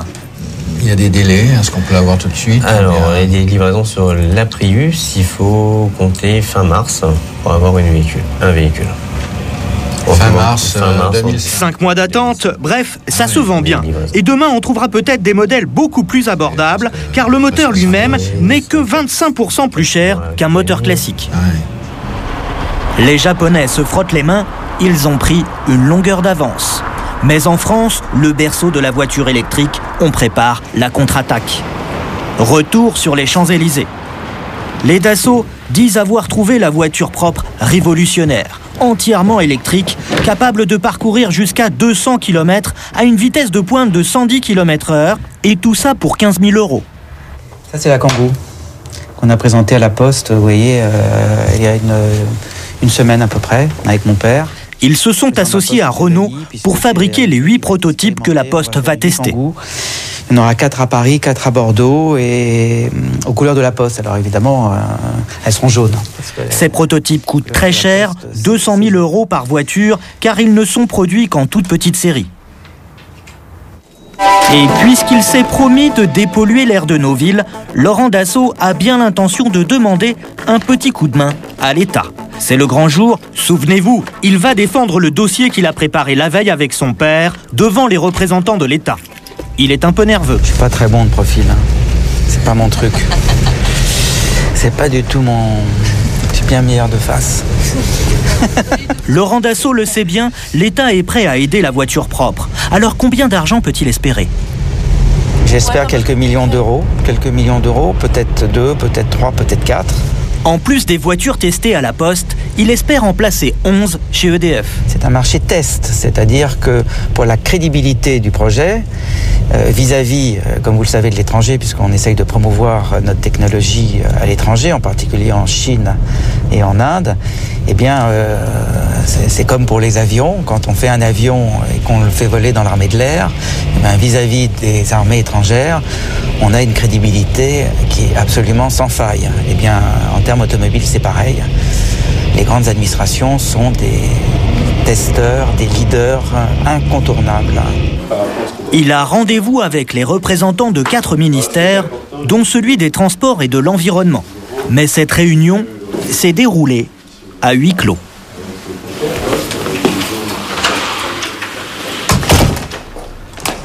2 heures plus tard, Laurent Dassault a l'air content. On a tout fait pour réussir et tout fait pour convaincre. Mais l'avenir nous dira si on a eu raison ou pas. Visiblement, il a convaincu. Nous avons posé la question à l'homme qui présidait la séance, Jean-Louis Léonard, député de Charente-Maritime. Monsieur Dassault a été convaincant, il a été bon élève ce matin. Il a très bien travaillé, ouais. Mais il a réussi son examen de passage. C'est pas seulement le nom qu'on porte, c'est aussi la capacité qu'on a à réaliser des choses et il l'a prouvé. Vous avez déjà un budget de prévu? Bien sûr. Il est de quel ordre? Il est important. Officiellement, on ne veut pas nous en dire plus. En réalité, Laurent Dassault a réussi son pari. Il obtiendra 4 millions d'euros. On a bien démarré alors. Oui, et on est parti tôt et on va continuer à faire aussi bien. Mais attention, Laurent Dassault n'est pas le seul. Il a en face de lui un concurrent très sérieux qui s'est aussi lancé dans la voiture électrique. C'est Vincent Bolloré. L'homme apparaît peu en public, mais il est très puissant. Papier à cigarette, film plastique, condensateur ou transport, bref, un groupe international qui fait de lui la 20e fortune de France. Ce matin, au ministère de l'Environnement, coup de chance, il a accepté d'être filmé. Il a développé une batterie révolutionnaire. Ça fait 12 ans qu'une de ses filiales travaille sur le produit. Aujourd'hui, il est invité par le ministre de l'Environnement pour en parler. C'est une invention très révolutionnaire parce que si vous mettez 5 fois plus d'énergie dans le même volume et le même poids, vous avez des voitures qui vont pouvoir faire 250 à 300 km. Et avec 250 et 300 km, la voiture électrique n'est plus un mythe, ça devient une réalité. Vous savez si vous avez des concurrents aujourd'hui? Nous avons bien sûr des concurrents dans les batteries comme dans tous les métiers. Ils seront ici ce matin? Je ne sais pas du tout. Le ministre nous invite. Je ne sais pas du tout. Le ministre nous invite à venir parler de ce qu'on fait nous. Et puis, à notre connaissance, nous sommes celui le plus en avance dans la technologie que nous avon développée, qui est le lithium polymère. Merci beaucoup, bon courage. Le moins qu'on puisse dire, c'est que Vincent Bolloré ménage son adversaire, et vous allez comprendre pourquoi. Le ministre de l'Environnement, Serge Lepelletier, est bien sûr présent. Mais il y a aussi, au premier rang, quelqu'un qu'il connaît bien. Laurent Dassault, en personne. Ils se sont connus à Janson-de-Sailly, un lycée des beaux quartiers de Paris. Un ami et néanmoins un concurrent. Bolloré a investi 10 fois plus que Dassault et il tient à le faire savoir. Nous avons pendant 12 ans dépensé autour de 70 millions d'euros, c'est-à-dire quand même un peu d'argent, que nous avons fait passer en compte d'exploitation, et nous avons découvert une batterie. Nous avons une analyse très bretonne, très basique, très persévérante. On pense que c'est le produit qui fera le marché. Le groupe Dassault, qui, comme vous le savez, de son côté... Au passage, petit coup de griffe pour son ancien ami d'enfance. À ma connaissance, il a choisi la mauvaise batterie jusqu'à présent, parce qu'il a pris une batterie de Saft, qui est en plus sous capitaux étrangers, et qui est un lithium-ion, quand on le perd, ça brûle, mais enfin, faut pas le dire, mais avec qui nous travaillons depuis le premier jour. Nous avons des relations plus qu'affectueuses avec Laurent et sa famille. Le fait qu'ils dépensent leur argent pour se lancer dans la voiture électrique est quelque chose de formidable. J'espère qu'il y en aura d'autres pour qu'on ne soit pas qu'en tête-à-tête avec eux, sauf s'ils nous achètent nos batteries au vrai prix. Mais je trouve que ce sont des démarches formidables. Vous avez bien entendu, Vincent Bolloré a l'intention de vendre sa batterie à son seul et unique concurrent. Et encore plus surprenant, celui-ci n'a pas l'air contre. J'espère qu'un jour, on pourra utiliser la technique Bolloré, parce que je crois beaucoup en ce que fait mon ami Bolloré, parce qu'il a prouvé qu'il avait réussi dans beaucoup de domaines, donc il n'y a pas de raison qu'il ne réussisse pas dans le domaine des batteries électriques. Mais visiblement, vous n'êtes pas d'accord sur le prix. On n'a pas encore commencé. Non, on n'a pas encore négocié. On sait à l'avance qu'avec les Dassault, il faut faire très attention, parce que c'est pour ça qu'ils sont très riches et qu'on est très pauvres, mais on va se débrouiller. C'est ce qu'il dit toujours, mais il va finir par nous dépasser un jour. Enfin bref, ils sont concurrents, mais un jour, ils travailleront peut-être ensemble. En attendant, à la différence de Laurent Dassault, Vincent Bolloré ne s'associe pas avec un constructeur. Lui va sortir un modèle totalement original. Alors à quoi va-t-il ressembler? Dans l'industrie automobile, on aime bien les cachotteries. Nous avons tout de même pu rencontrer Philippe Guédon, le père de la Renault Espace, qui travaille pour Bolloré dans les ateliers de Courbevoie. Le patron de l'atelier, c'est lui, Bernard Penn. Enchanté. Il accepte de nous faire entrer ici, mais attention, les portes sont verrouillées. Nous sommes dans une véritable forteresse. Sur une des tables, voilà le peu qu'il est prêt à nous montrer. Oui, on peut montrer la couleur, je pense que là on montre la couleur quand même, si c'est bleu. Oui. Voilà le bleu qui a été choisi pour la carrosserie. D'accord. Quelques photos laissent supposer qu'il y aura 3 sièges à l'avant. Représentatif des recherches qui sont faites au début. Par rapport à une voiture qu'on connaît. Elle sera plus courte qu'une Twingo. Elle sera plus courte qu'une Twingo. On révèle des choses peut-être, non, on n'a pas le droit de dire ça.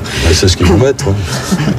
Oui, plus courte qu'une Twingo. Mais ça, c'est pas parce que la Twingo est trop grande, c'est parce que la propulsion électrique permet une plus grande compacité. C'est une des conséquences heureuses d'une architecture électrique. Maintenant qu'on en sait beaucoup plus sur la voiture, on peut peut-être aller voir à l'atelier comment elle se fabrique. Écoutez, on vous réinvite dans quelques mois en présence de Monsieur Bolloré pour vous faire voir le véhicule terminé. De l'atelier, nous ne verrons donc qu'un couloir et encore. Elle est où la porte où il y a le prototype Bolloré derrière? C'est laquelle? Ça aussi c'est confidentiel. Ah, ça aussi c'est confidentiel? Non, c'est pas confidentiel. Elle est dans le fond, elle est derrière la grande porte du fond. Oui, vous n'avez pas le film. Mais Philippe Guédon est trop fier de son bébé. C'est ça la voiture? Attendez. Ah non, et l'autre. Je vous connais. Il finit par nous la montrer. Et voici le fameux prototype. Il ne sera dévoilé au public qu'en mars prochain à Genève. Bonsoir Dominique Voynet. Bonsoir. Vous avez été ministre de l'Environnement de 97 à 2001. À l'époque, vous aviez une voiture électrique. Vous l'avez toujours ou pas ? Alors, je n'avais pas de voiture électrique. Il y avait dans le parking du ministère quelques exemplaires de voitures électriques qui étaient utilisés de façon ponctuelle pour des petites courses dans Paris. Ah d'accord, mais vous-même, et aujourd'hui, vous roulez... Moi, je roule avec une Twingo au gaz, au GPL, autonomie magnifique, impact sur la consommation très modeste. Vous roulez propre. Voilà, je roule propre. Alors, on a vu que la voiture électrique... Je roule surtout avec les transports en commun. Même si votre sujet concerne la voiture électrique ou la voiture en général, je crois que ce qui est le plus raisonnable, le plus propre en ville, c'est vraiment d'utiliser les transports publics. D'accord. Enfin, en tout cas, la voiture, on voit qu'on ne peut pas s'en passer. Vous-même, vous en avez une.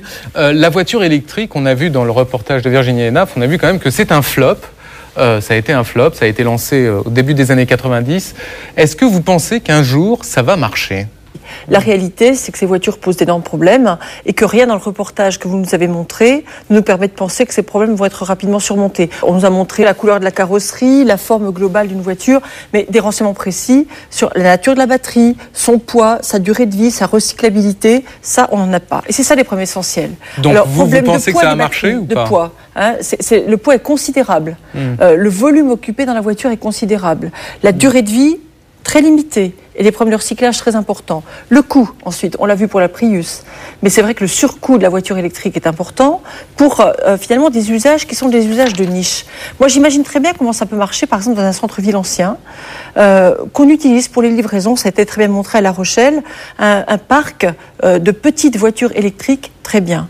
Mais franchement, la voiture électrique, je n'y crois guère. Je crois que c'est vraiment un usage de niche. Pour le mass market, comme on dit, vous y croyez pas. Non. D'accord. Non. Par contre, je crois que par unité qui circule, il est absolument fondamental d'avoir des voitures qui ne soient pas trop lourdes, pas suréquipées, qui consomment moins.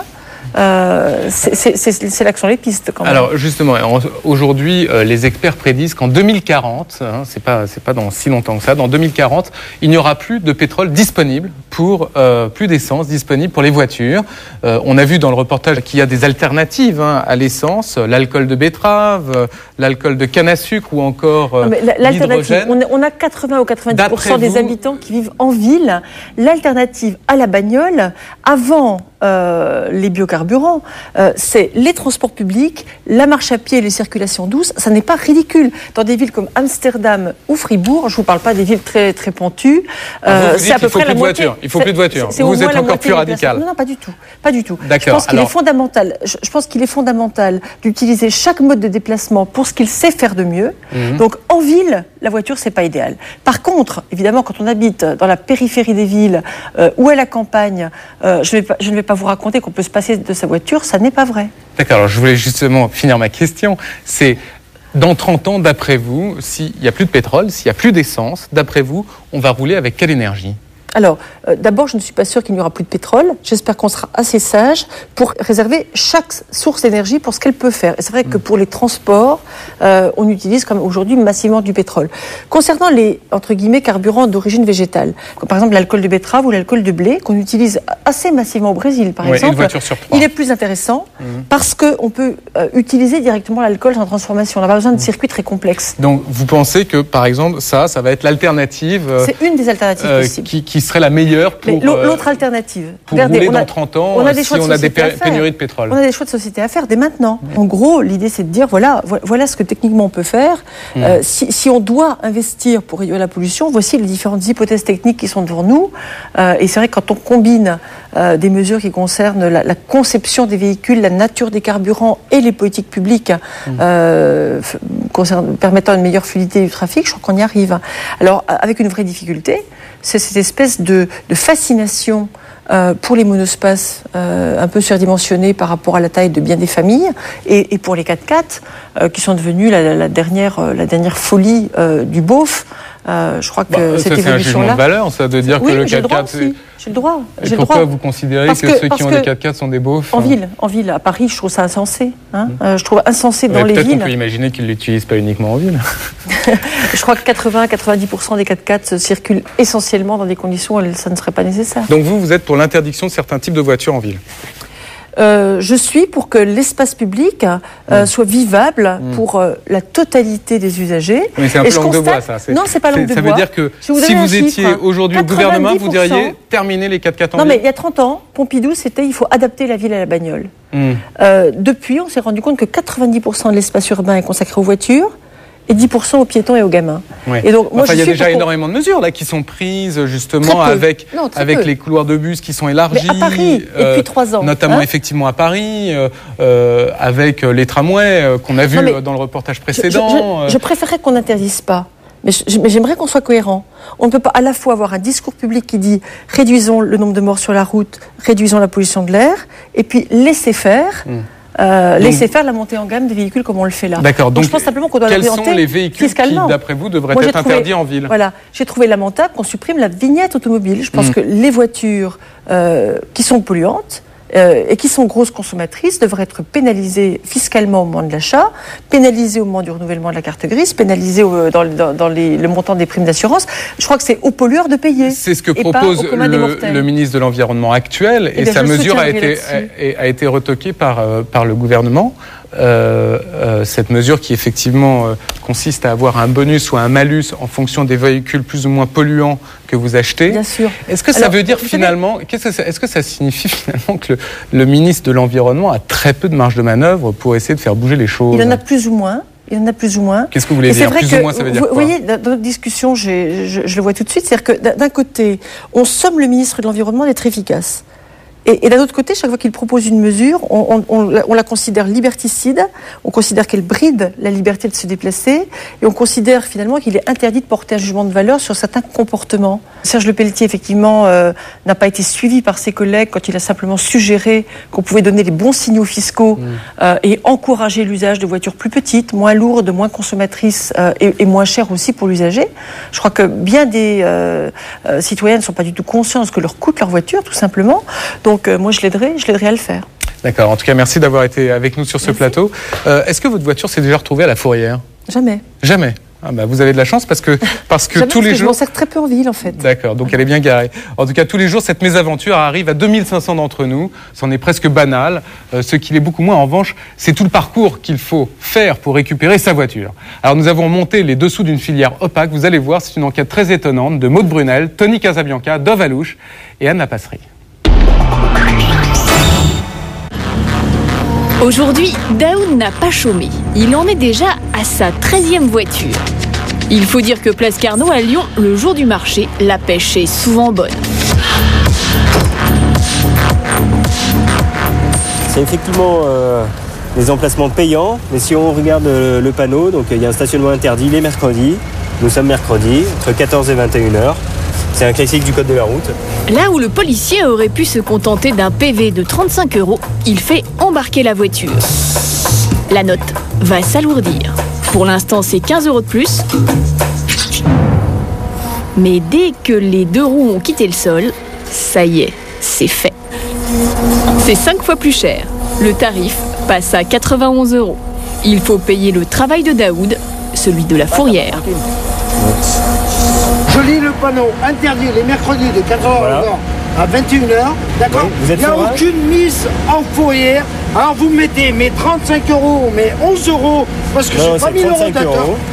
Plus une mise en fourrière. Non, je vois pas mise en fourrière, monsieur. Donc c'est un panneau de stationnement interdit. Je ne vois, d'accord, il n'y a pas de mise en fourrière. C'est pas inscrit. J'ai pas à payer la mise en fourrière. Vous me la remettez comme elle était, monsieur. Arrête. Taper sur la voiture n'y changera rien. Le panneau d'interdiction de stationner suffit pour l'embarquer. Donc là, le véhicule a quitté le sol. Donc maintenant, je vais prendre un encaissement à 91,50 €. Non, monsieur, je ne vous paye pas, monsieur. Bon, on embarque le véhicule. Non, pardon. On embarque le véhicule. Attendez, monsieur. Mais si, monsieur. Moi, je rentre dans le véhicule et vous embarquez. C'est-à-dire, appelez la nationale, vous allez tout perdre. Monter dans sa voiture, ce n'est pas une bonne idée, car empêcher une mise en fourrière, c'est un délit. C'est un délit. Non, monsieur. C'est délictuel. Vous me remettez mon véhicule comme il est et je vous donne les 91 €. Ça, c'est de l'argent, ça.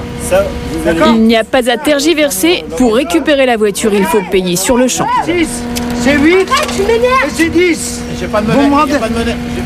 Eh ben, je vous donne 80 alors. Mais ce n'est pas le policier qui encaisse les 91 €. C'est de l'argent quoi, ça? C'est de l'argent de... Ils sont pour la fourrière de Daoud. Je vous le paye. Pour lui, c'est une très bonne affaire. La berline s'en va, donc il peut repartir en chasse immédiatement. Il touche une prime d'1,50 € par voiture. À la fin du mois, ça chiffre. Ça peut aller jusqu'à 150 € quand même. 150 € par mois en plus. Ouais, donc c'est intéressant. Ah ouais, quand c'est des bons mois. Ouais, c'est les mauvais mois, c'est plus. Donc c'est pour ça que vous avez intérêt à ce que ça dépote en même temps. Voilà. C'est pour ça que là, je vous appelez pour voir s'il y en a nouveau. Voilà, on essaye de. On va se renseigner. FI35. Une Peugeot 309 au 152 rue du Guesclin dans le 6e. C'est reparti. Comme il gagne un peu plus que le SMIC, 150 € par mois, forcément, ça motive. Tolérance zéro pour les mal garés, prime à la rentabilité pour les chauffeurs. En France, avec près de 930 000 voitures enlevées l'an dernier, la fourrière est un business qui explose. Voilà pourquoi les entreprises s'y intéressent. À Lyon, comme dans 80% des villes de France, la fourrière a été privatisée. Alors, comment des sociétés privées se débrouillent-elles pour faire de l'argent avec votre voiture? Daoud travaille pour la filiale d'une grosse société de parking qui a le monopole de la fourrière lyonnaise depuis 10 ans. Voici son quartier général, un immense entrepôt de 5000 m² en plein centre-ville. La société a eu le nez creux. En 10 ans, le nombre de voitures embarquées chaque année est passé de 6 000 à 20 000. À la caisse, ceux qui se sont fait pincer viennent signer leur chèque. Non pas au trésor public, mais directement à l'ordre de la société. 96 €. 96,10. Les premières 24 heures. Et c'est heureusement que je suis venu là. En fait, si je ne serais pas venu 24 heures, je refais comment pour le récupérer? J'aurais payé combien? Vous aurez payé 4,60 € en plus. 4,60 € par jour, c'est pour le parking. Comme pour l'enlèvement, les prix ne sont pas libres, ils sont fixés par le ministère de l'Intérieur et la mairie.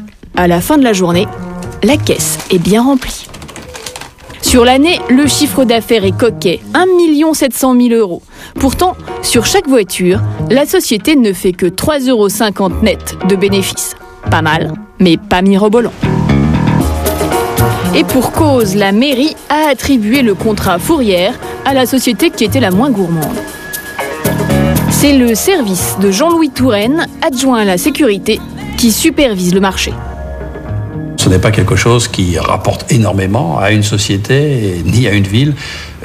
Beaucoup d'idées fausses, bien entendu, sont colportées à cet égard, parce que quand on va payer à la fourrière, on a l'impression de donner un chèque un peu important. Mais il ne faut pas oublier qu'il y a un service qui est très onéreux, qui est l'enlèvement de la voiture, qui est le personnel de la fourrière, etc. Le contrat rapporte peu parce que M. Touraine est très exigeant. Avec les 91 € qu'elle encaisse, la fourrière doit embarquer les voitures en moins de 30 minutes. Et cela 7 jours sur 7, de jour comme de nuit. Pour y arriver, il faut 28 salariés, 8 dépanneuses et un parking opérationnel 24 heures sur 24. Et en prime, la mairie prélève une taxe de 4,50 € par voiture. Alors la seule solution pour gagner de l'argent, c'est de faire du volume. Mais là encore, il y a un hic, ce n'est pas la fourrière qui décide des enlèvements, c'est la police. À 469 depuis ça. Le chiffre d'affaires de la fourrière se joue ici, au PC de la police municipale. On a un départ sans agent sur la rue Philibert Delorme. C'est là que toutes les demandes d'enlèvement sont centralisées avant d'être transmises aux dépanneuses. Ah, reçu, je l'ai trouvé. Donc 35 14 Yankee Fox 69 qui était pour Lafayette au 272, je vous écoute. À la tête des opérations, Henri Fernandez, le chef de la police municipale. Il a une petite manie. Il déteste les portes ouvertes. Hop, je ne supporte toujours pas. À chaque fois. Ah, j'ai horreur de ça. J'aime bien l'ordre. C'est lui qui met au point la politique d'enlèvement à Lyon. Sa méthode, chaque semaine, il choisit un quartier et il matraque. Ouais.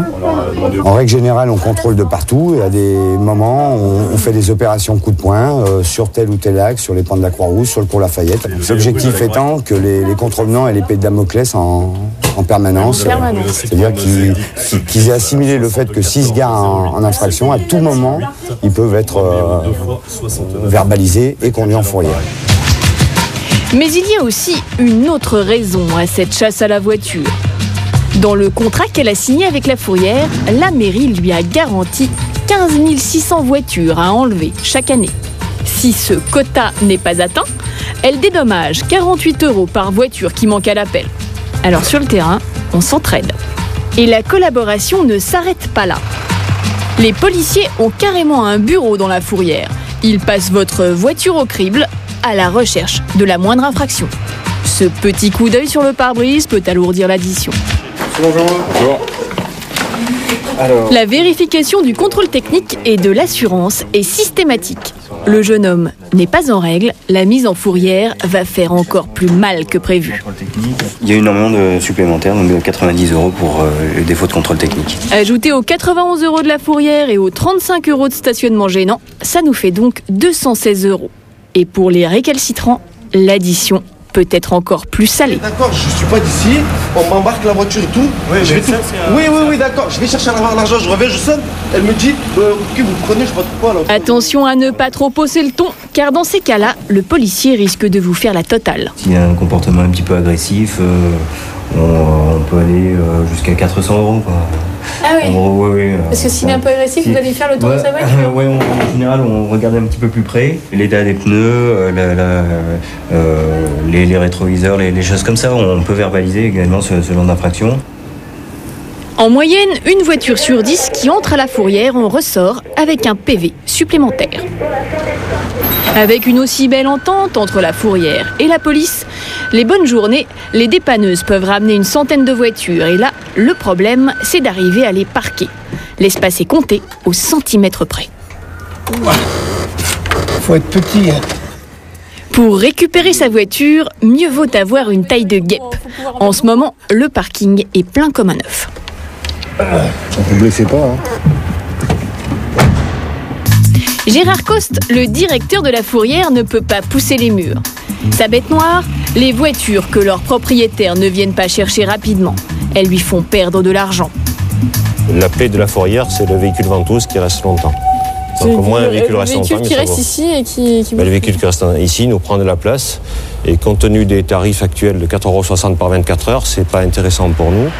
Les autos qui s'incrustent, ça plombe la rentabilité. Alors pour faire de la place, votre voiture peut disparaître en toute légalité. Ça tourne parfois au psychodrame. Je veux reprendre ma voiture. Pour moi, c'est du vol. Pour moi, c'est du vol. De toute façon, je ferai une procédure. Même si je dois y mettre un avocat, même si je dois dépenser je ne sais quoi, je le ferai. Parce que c'est inadmissible.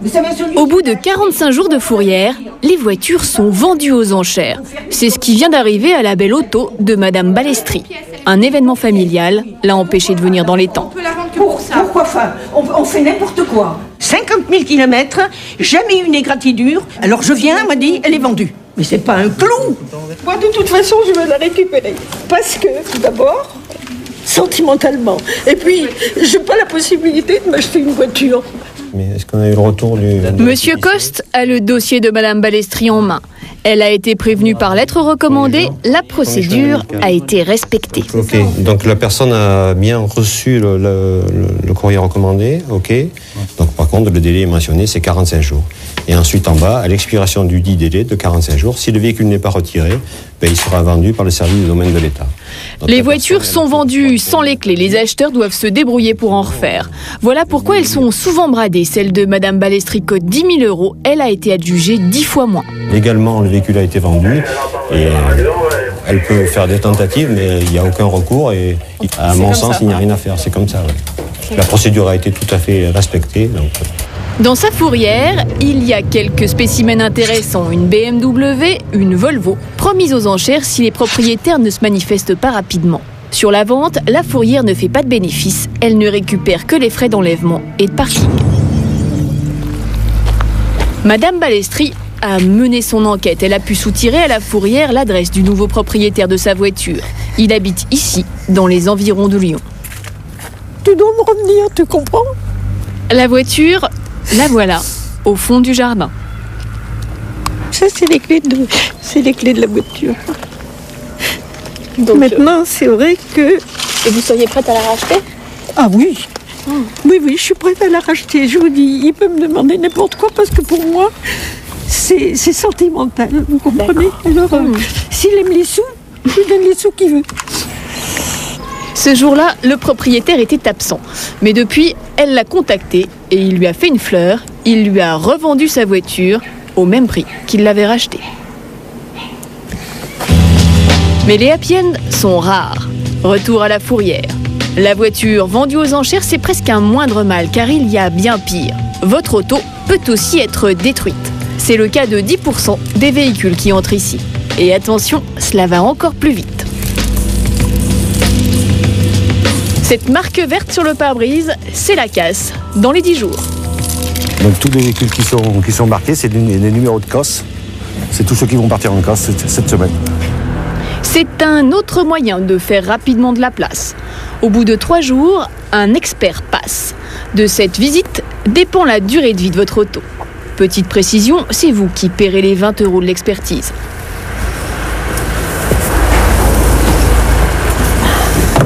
Après une inspection sommaire de la voiture, il livre son verdict. Bon, classe 1. Classe 1 et classe 2, ce sont les plus belles. Pas de casse pour elles, mais la vente aux enchères au bout de 45 jours. Ça se gâte nettement pour les voitures qui se retrouvent en classe 3, la catégorie des épaves, les voitures qui ne sont plus en état de rouler. Mais attention, pour faire de la place rapidement à la fourrière, l'expert a une conception très large de cette catégorie. Exemple avec cette Twingo, qui a l'air en bon état, qui a même passé avec succès son contrôle technique. Si vous regardez l'aspect des flancs, c'est des pneus très anciens. Ils sont dangereux ces pneus. Ils sont dangereux. Effraction, trace d'effraction. Une portière forcée, des pneus usés, une voiture qui date un peu. Si l'expert estime qu'elle se vendra moins de 765 € aux enchères, la loi est formelle, c'est direction la casse. Elle va générer du parking ici et on ne vendra jamais ce véhicule. Plus de 765 €. Hein. Comme il est là, c'est impossible. D'accord. C'est impossible. Donc dans ces cas-là, c'est classe 3. Il faut prendre une décision et pour moi, c'est une classe 3. Autrement dit, si votre voiture n'est pas assez belle pour bien se vendre aux enchères, elle partira dans les 10 jours à la casse. Vous serez prévenu par une seule lettre recommandée, envoyée à l'adresse de la carte grise. Enfin, si vous la recevez. NPAI n'habite pas l'adresse indiquée. Voilà, donc c'est assez fréquent. Hein. Deux raisons, soit transfert de carte grise non effectué, soit non-changement d'adresse. Donc c'est-à-dire que la personne a déménagé et qu'elle n'a pas eu le réflexe de faire changer... Donc forcément, le courrier, elle ne peut pas le recevoir. Changer l'adresse de sa carte grise quand on déménage, c'est obligatoire. Et ces classeurs sont pleins de lettres sans réponse. Un courrier sur 2 ne parvient jamais au propriétaire. Il date de 12 mars. Et 10 jours plus tard, il sera trop tard.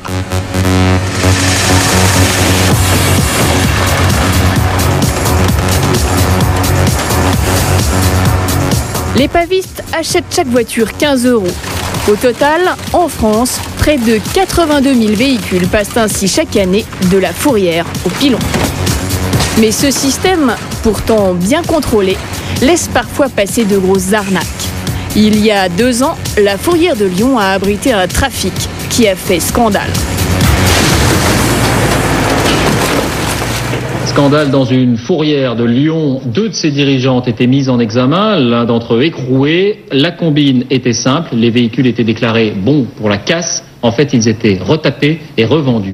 À l'époque, le responsable de la fourrière et certains employés classaient abusivement en catégorie 3 des voitures en bon état, grâce à la complicité de 2 experts. Et juste avant la destruction, ils pillaient les voitures. Moteurs, pièces détachées, tout était revendu à leur profit. Le responsable a pris 6 mois ferme, tous les complices ont été licenciés. Aujourd'hui, à la fourrière, on a fait le ménage. Mais un bon conseil, si votre voiture se fait embarquer, pour éviter les mauvaises surprises, mieux vaut la récupérer le plus vite possible. Dans 15 jours, Capital vous emmènera au cœur de la plus grande opération commerciale de l'année, Noël. Nous vous proposerons notamment une enquête sur les sapins de Noël. D'où viennent-ils ? Vous verrez aussi qui est l'un des plus gros producteurs au monde. Les sœurs Olsen n'ont que 19 ans. Elles ont bâti un empire. DVD, films, maquillage, vêtements. Leurs produits feront un carton à Noël. Comment sont-elles devenues les jumelles les plus riches de la planète ? Hi, I'm Mary Kate. And I'm Ashley. La multinationale du Père Noël, c'est dans 15 jours dans Capital. Cette émission est maintenant terminée. Nous l'avons préparée avec François Ducroux, Laurent Huberson, Jérôme Dindar, Emmanuel Leclerc et Pénélope Pontet. Si vous le souhaitez, vous pouvez bien entendu discuter entre vous des sujets de cette émission sur le site m6.fr. La semaine prochaine, vous avez rendez-vous avec Bernard de la Villardière pour Zone Interdite, argent, famille, maison, comment s'en sortir quand on a tout perdu. Tout de suite, Secret d'actualité avec Laurent Delahousse, une émission consacrée à Paul Housulitzer, grandeur et décadence. Bonsoir.